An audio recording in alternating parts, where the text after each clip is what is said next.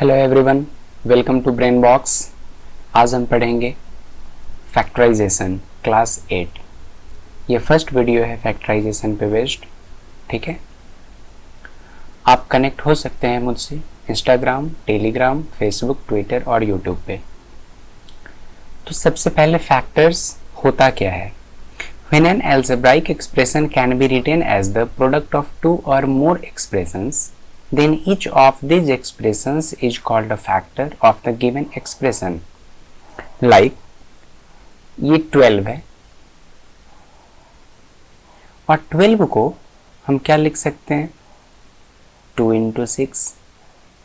ठीक है, 12 को और हम क्या लिख सकते हैं, 3 into 4। ठीक है, 12 को और क्या लिख सकते हैं, 12 into 1 means as a product. ठीक है, 12 को हम कितने पार्ट में डिवाइड कर सकते हैं। ठीक है, तो जितने पार्ट में वो डिवाइड होगा वो सब फैक्टर है। ऐसे 2 एक फैक्टर है 12 का, ये 6 एक फैक्टर है 12 का, 3 एक फैक्टर है 12 का, ये 4 एक फैक्टर है 12 का, और ये 1 फैक्टर है 12 का, और 12 ये फैक्टर है 12 का। ठीक है, मीन्स कि हम किसी भी नंबर को उसके प्रोडक्ट के फॉर्म में कैसे लिख सकते हैं, कितना लिख सकते हैं, और ये जो प्रोसेस है इस प्रोसेस को ही बोलते हैं फैक्टराइजेशन। ठीक है, factorization the process of finding 2 or more expressions whose product is the given expression is called factorisation.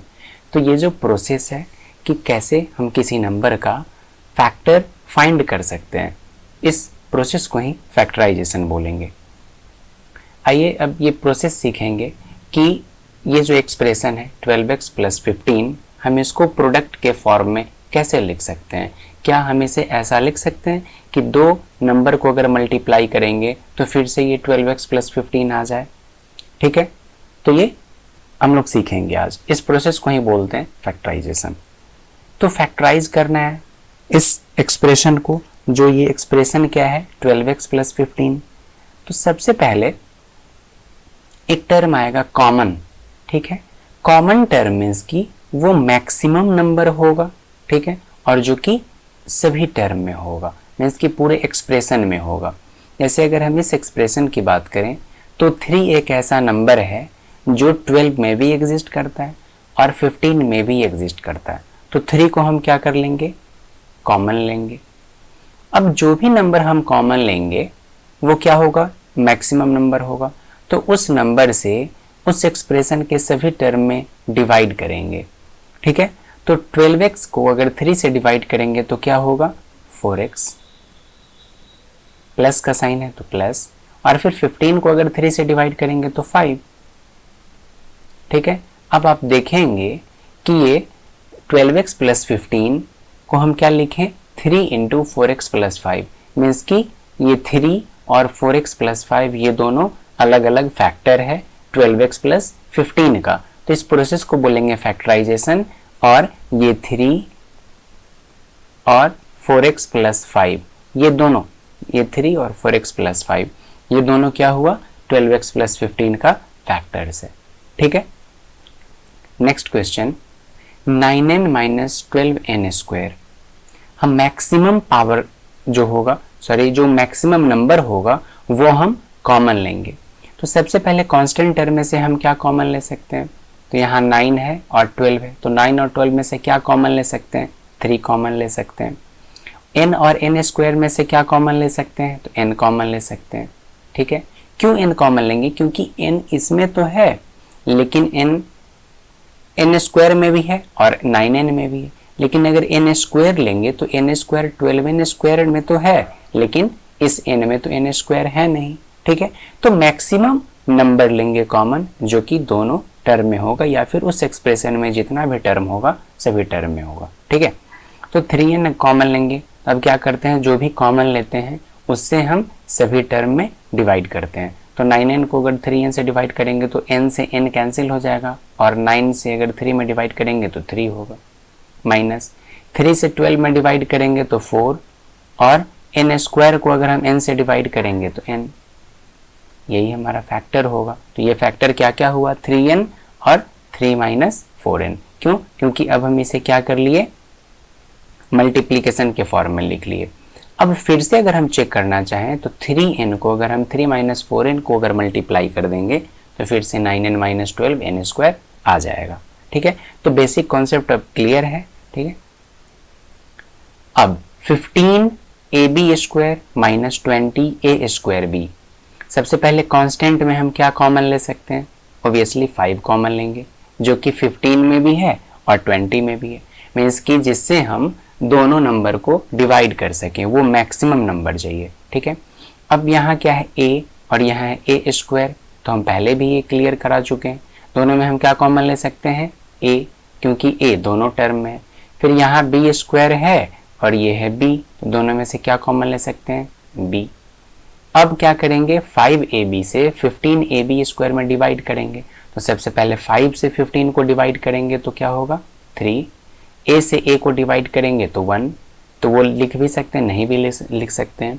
b से b स्क्वायर को डिवाइड करेंगे तो b, माइनस 20 को 5 से डिवाइड करेंगे तो 5 4 जो 20, a स्क्वायर को a से डिवाइड करेंगे तो a, और b को b से डिवाइड करेंगे तो 1, जो कि लिखने की जरूरत नहीं है।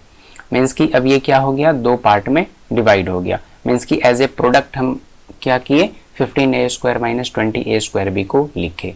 तो ये दो फैक्टर्स हुआ, एक फैक्टर क्या है? 5ab और दूसरा फैक्टर क्या है? 3b minus 4a।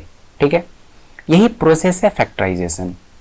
Next question is 12x square y cube. तो सबसे पहले 12 और 21 में क्या कॉमन ले सकते हैं? तो 3। x स्क्वायर और x क्यूब में से क्या कॉमन ले सकते हैं? x square. y क्यूब और y स्क्वायर से क्या कॉमन निकाल सकते हैं? y square.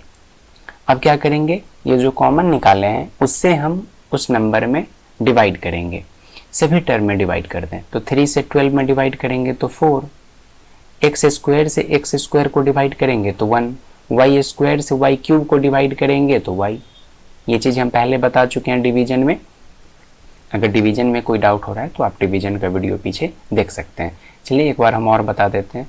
जैसे 12x square y cube, x square y cube को अगर डिवाइड करना हो 3x स्क्वायर वाई स्क्वायर से, तो 3 4 जा 12, एक्स स्क्वायर से एक्स स्क्वायर कैंसिल हो जाएगा 1 बार में, और वाई स्क्वायर से वाई क्यूब, तो जब बेस सेम होता है और डिवाइड करना होता है तो पावर सब्ट्रैक्ट हो जाता है। तो 3 minus 2 1 means y to the power 1, तो क्या हो जाएगा? y to the power 1 means y।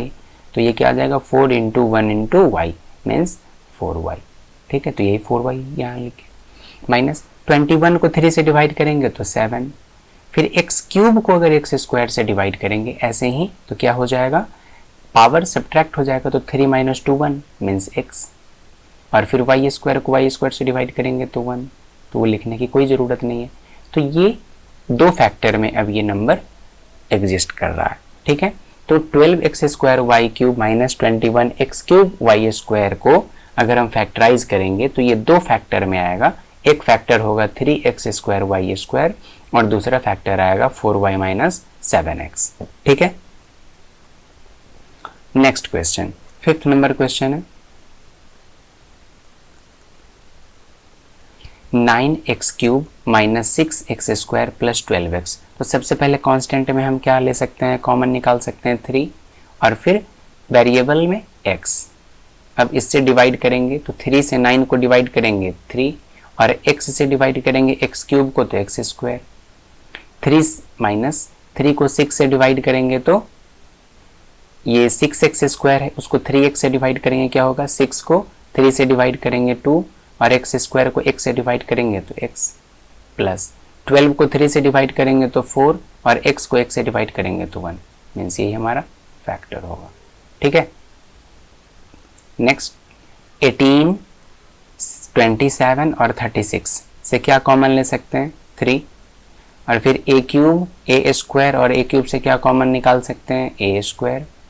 b cube और b स्क्वायर से क्या कॉमन ले सकते हैं? b square.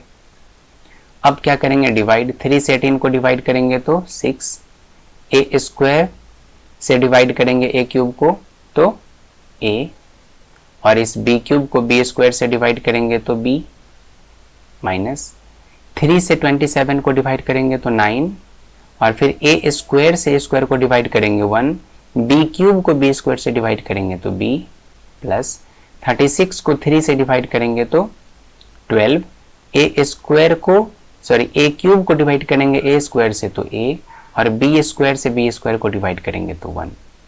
पर इसमें हम और कुछ कॉमन ले सकते थे, ये 3 की जगह हम अब यहाँ आप देखेंगे कि अब इस 6, 9 और 12 में भी कुछ कॉमन है, फिर से 3 कॉमन है, मीन्स हम मैक्सिमम इसमें से कॉमन क्या ले सकते थे, 9 कॉमन ले सकते थे।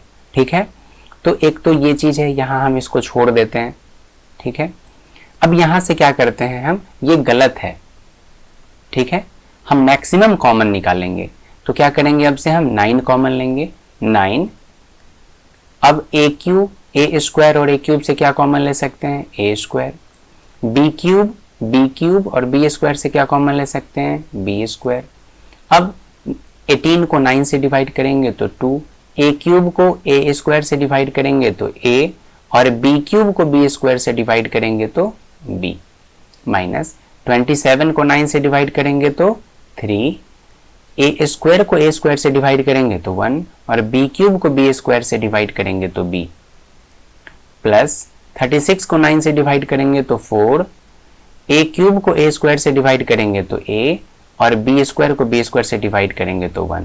मीन्स अब ये हमारा सही फैक्टराइजेशन है। ठीक है, तो आप इन चीजों पे ध्यान दें। ठीक है, next question is question number 7,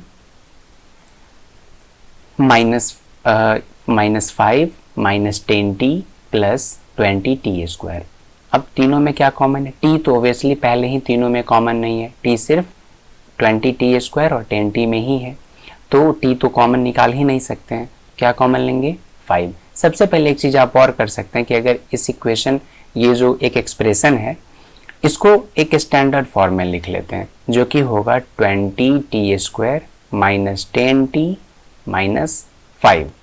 ठीक है, अब इसमें से क्या करेंगे, 5 कॉमन निकालेंगे, तो क्या हो जाएगा, 5 से 20 को डिवाइड करेंगे तो 4t स्क्वायर, माइनस 10t को अगर 5 से डिवाइड करेंगे तो 5 2 जा 10t, और 5 को अगर 5 से डिवाइड करेंगे तो -1। तो ये 2 फैक्टर है। नेक्स्ट क्वेश्चन इज, ये एक एक्सप्रेशन है और दूसरा ये। ठीक है, या फिर आप इस एक्सप्रेशन का एक टर्म भी बोल सकते हैं।